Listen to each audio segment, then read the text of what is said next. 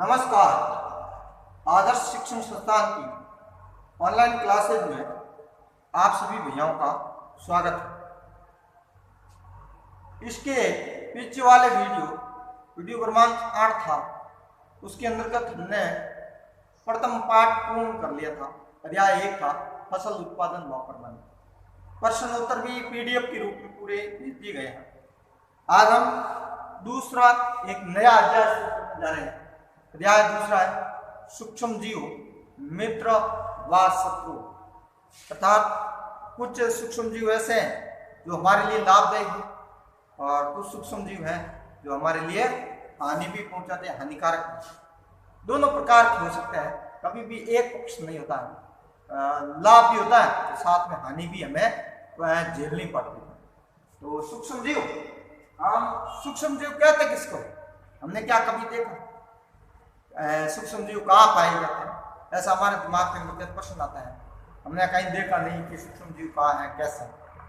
लेकिन बहुत सारे हमने उदाहरण देखे कि वर्षा काल होती है तो हमने एक देखा होगा कि जो रोटी होती है 2-3 दिन से छपड़ी के अंतर्गत या टिप्पण के अंतर्गत बंद की हुई होती है, तो उस रोटी के अंतर्गत देखना कि 2-3 में काले लाल ऊपर है, सफेद ऊपर है, तंतु निकला, हरी हरी संरचनाएं पूरी उसमें ऊपर भर जाती है और उसके ऊपर एक जाल बन जाता है। तब हमारे मन में प्रश्न आता है कि ये क्या है, ये रोटी खराब कैसे हो गई? तो आप ये घर पर प्रयोग भी कर सकते हो कि वर्षा ऋतु का भी समय इस रोटी को एक टिप्पण के अंतर्गत बंद कर देना और 7 दिनों के बाद में उस रोटी को देखना, आप ऊपर उसके ऊपर हरी हरी बाल संरचना दिखाई देती। वो क्या है? जिन्हें हम नग्न आंखों से नहीं देख सकते हैं, लेकिन उसको हम सूक्ष्म दृष्टि की सहायता से देख सकते हैं। उनको ही हम कहते हैं सूक्ष्म जीव कहते हैं। तो सूक्ष्म जीव क्या होते हैं? सबसे पहले यही प्रश्न आता है कि सूक्ष्म जीव क्या होते हैं? तो वे जीव जिन्हें हम नग्न आंखों से नहीं देख सकते हैं, नग्न आंखों की सहायता से नहीं देख सकते हैं, जिन्हें देखने के लिए माइक्रोस्कोप अर्थात सूक्ष्म दृष्टि का उपयोग किया जाता है, उसको हम सूक्ष्म जीव कहते हैं। यानी हमारे वायुमंडल के अंतर्गत बहुत सारे सूक्ष्म जीव, छोटे छोटे जीव उपस्थित होते हैं। वो सूक्ष्म जीव जिनको हम आसानी से देख भी सकते हैं, लेकिन सभी जीवों को हम आसानी से नहीं देख सकते हैं। उन सबको हम सूक्ष्म जीव कहते हैं। दूसरा आता है सूक्ष्म जीव कौन क्या अलग अलग प्रकार के होते हैं या सभी एक ही प्रकार के? नहीं, सूक्ष्म जीव अलग अलग प्रकार के होते हैं, एक ही वर्ग नहीं होता है। हमारे जो एनसीईआरटी वर्तमान के अंतर्गत बुक चलती है, उसके अंतर्गत सूक्ष्म जीवों का वर्गीकरण के अंतर्गत सूक्ष्म जीव को 4 मुख्य भागों में बांटा गया। लेकिन जो आरबीएससी एसआईआरटी चलती थी पुस्तक, उसके अंतर्गत सूक्ष्म जीवों के 6 भाग दिए थे, 6 भागों के वर्गों में बांटा गया। तो एनसीईआरटी बुक से हम पढ़ेंगे कि सूक्ष्म जीव को कितना वर्ग होता है। तो सूक्ष्म जीव के 4 मुख्य वर्गों के अंतर्गत बांटा गया। मुख्य वर्ग कौन कौन सा? एक होता है जीवाणु, तो बैक्टीरिया कहते हैं ना, या बैक्टीरिया जीवाणु, हिंदी में जीवाणु कहते हैं और अंग्रेजी के अंतर्गत इसको हम बैक्टीरिया कहते हैं। बैक्टीरिया ये जीवाणु होता है, बैक्टीरिया।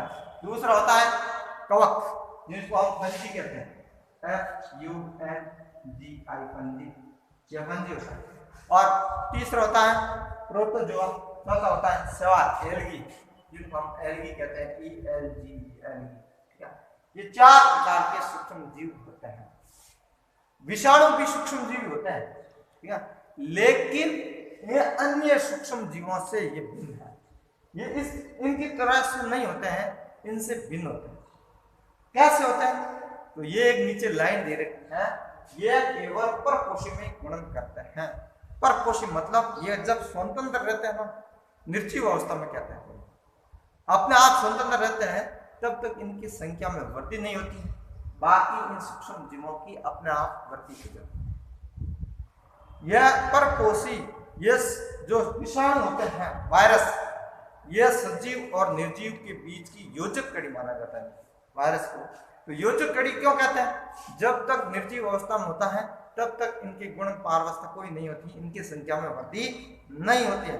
लेकिन जो ही ये सजीव किसी सजीव के अंतर्गत प्रवेश कर जाते हैं, सजीव में प्रवेश करने के बाद उनकी संख्या में वृद्धि हो जाती है। इसलिए वायरस को सजीव और निर्जीव के बीच की योजक कड़ी माना जाता है। इसके अलावा बहुत सारे सूक्ष्म जीव होते हैं, विभिन्न प्रकार की रोग उत्पन्न करने का कार्य करते हैं। बहुत सारी रोगों को ठीक करने के लिए औषधियां भी इन्हीं सूक्ष्म जीवों से ही प्राप्त की जाती हैं। अभी कोरोना वायरस चल रहा है, ये भी एक वायरस जनित रोग है। H1N1 आपने नाम सुना, यह भी एक वायरस जनित रोग है।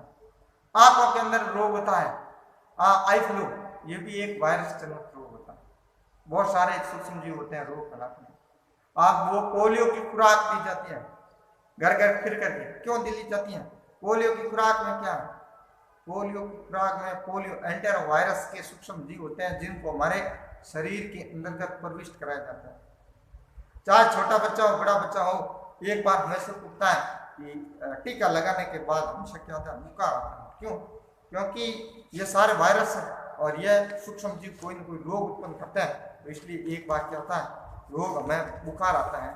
धीरे धीरे उसके बाद में वो हमारे शरीर के अंतर्गत प्रतिरोधक क्षमता को बढ़ाने का कार्य करता है। बाद में जब भी सूक्ष्म जीव हमारे ऊपर आक्रमण करते हैं तो वह अंदर वाले सूक्ष्म जीव उनसे लड़ करके हमारे शरीर को क्या करते हैं? सुरक्षा प्रदान करने का कार्य करते हैं। तो कौन कौन से सूक्ष्म जीव हैं वो रोग उत्पन्न करते हैं, इनके देखेंगे।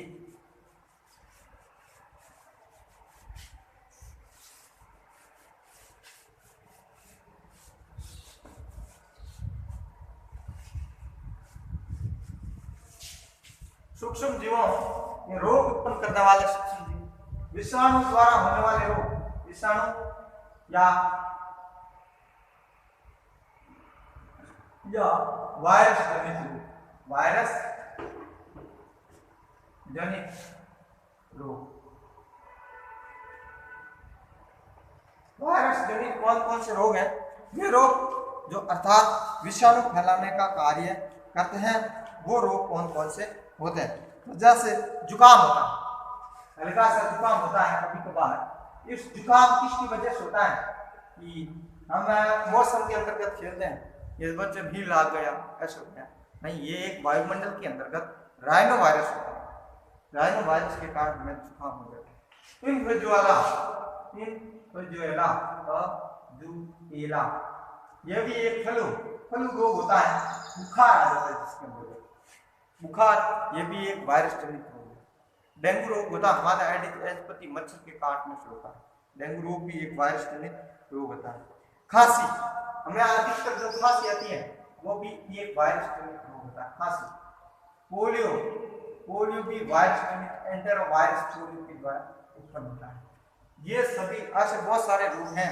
H1 ये कोरोना वायरस जनित रोग है, H1N1, तो ये विषाणु या वायरस जनित रोग है, अर्थात इनको फैलाने का कार्य कौन करते हैं? वायरस करते हैं। जीवाणु जनित रोग, जो जीवाणु फैलाने का कार्य करते हैं, जीवाणु जनित रोग या कह सकते हैं बैक्टीरिया के द्वारा फैलता है। जैसे एक नाम सुना होगा हैजा रोग है, विब्रियो कोलेरी नामक जीवाणु के द्वारा होता है, बैक्टीरिया के द्वारा होता है। इसी प्रकार टाइफाइड भी एक बैक्टीरिया जनित रोग होता है, जिनको हम मारवाड़ी के अंदर कहते हैं लेकाड़ो निकुलुसा, हिंदी में इसको बोलते हैं मोती जरा, हिंदी में इसको बोलते हैं मोती जरा। इसी प्रकार कुष्ठ रोग भी एक कुष्ठ रोग, यह भी माइक्रोस्टेडियम लैप्री नामक बैक्टीरिया के द्वारा होने वाला एक रोग है। इसी प्रकार कुष्ठ रोग या इसको हम कह सकते हैं एक जैसे टाइफाइड, क्षय रोग या तपेदिक कहते हैं, या इसको जैसे मारवाड़ी के अंदर शॉर्ट एंड स्वीट में हमें पता नहीं है हिंदी में कि क्षय रोग क्या होता है, तो हम इसको मारवाड़ी के अंदर शॉर्ट कर दिया टीबी। यह टीबी क्या है? ये क्षय रोग है, तपेदिक। टीबी ट्रेडिशनल बिजनेस यानी परंपरागत बीमारी घर वालों के अंतर्गत बूढ़ों को थी और हमने उनको सावधानी नहीं रखी, तो उनकी होने वाली संतानों के अंतर्गत भी स्थानांतरित हो जाती है। तो इस तरह से बहुत सारे रोग हैं जो जीवाणु जनित अर्थात दूषित जल के सेवन करने से, हैजा रोग है दूषित जल के सेवन करने से हो जाता है। हैजे में हेपेटाइटिस होता है, हेपेटाइटिस कहते हैं जिनको दूषित जल के सेवन से होता है। हेपेटाइटिस के 2 प्रकार होता है। पीलिया कहते हैं, हम क्या कहते हैं, हेपेटाइटिस पीलिया, हेपेटाइटिस ये पीलिया रोग, ये भी एक बैक्टीरिया जनित रोग है, जीवाणु जनित रोग है। ये तो जीवाणु जनित रोग।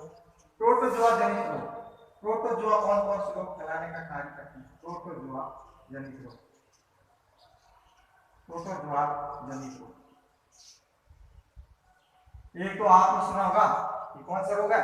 मलेरिया, प्रोटोजोआ जनित रोग है, सबसे फेमस रोग है मलेरिया। लेकिन इसके पहले एक रोग होता है न्यूमोनिया।